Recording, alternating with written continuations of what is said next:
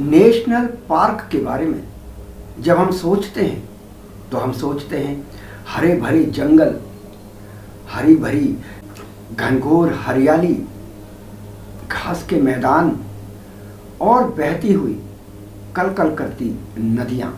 ये सब ख्याल हमारे मन में आते हैं जब हम किसी नेशनल पार्क के बारे में सोचते हैं। वेलकम टू जिज्ञासा।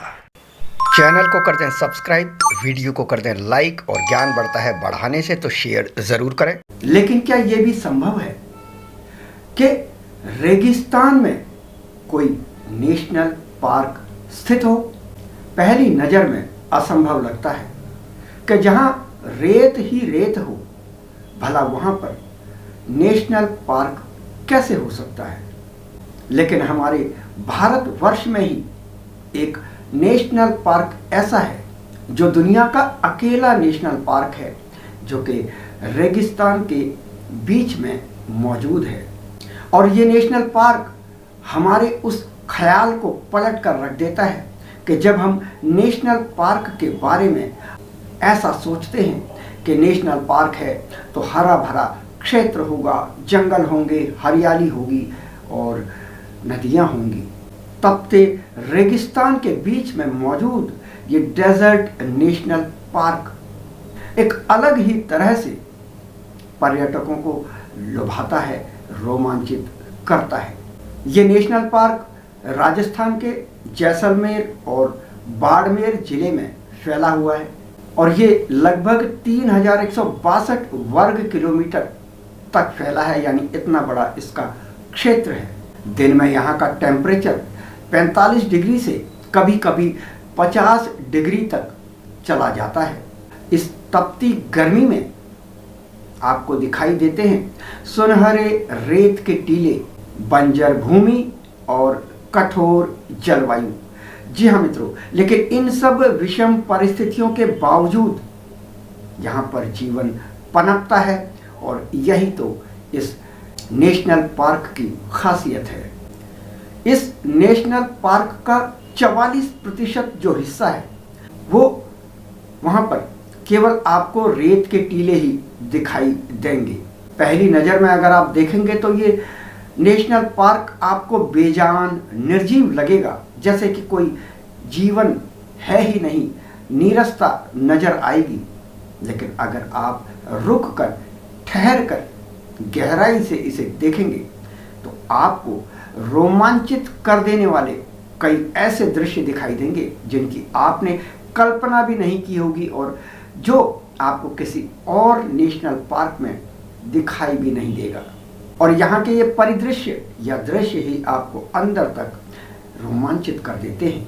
इस नेशनल पार्क की एक खासियत है और वो है यहाँ पर पाए जाने वाले जुरासिक एरा यानी जुरासिक पीरियड। सोचो कितने साल पुराने समय की हम बात कर रहे हैं। उस समय के समुद्री जीवों के फॉसिल्स यानी कि जीवाश्म आपको इस नेशनल पार्क में मिलते हैं जो आपको किसी अन्य नेशनल पार्क में तो नज़र नहीं आएंगे।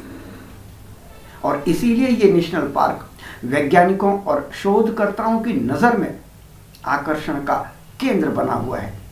पर्यटक तो यहाँ आकर इन चीज़ों को देखकर, इन दुर्लभ चीज़ों को देखकर रोमांचित होते ही होते हैं। वैज्ञानिक और शोधकर्ता भी यहाँ पर आकर अलग अलग चीज़ों पर शोध करते हैं, रिसर्च करते हैं। समुद्री जीवों के जीवाश्म ही इस बात की ओर इशारा भी करते हैं कि कभी आज ये जो दिखने वाला रेगिस्तान है ये कभी समंदर के नीचे रहा होगा।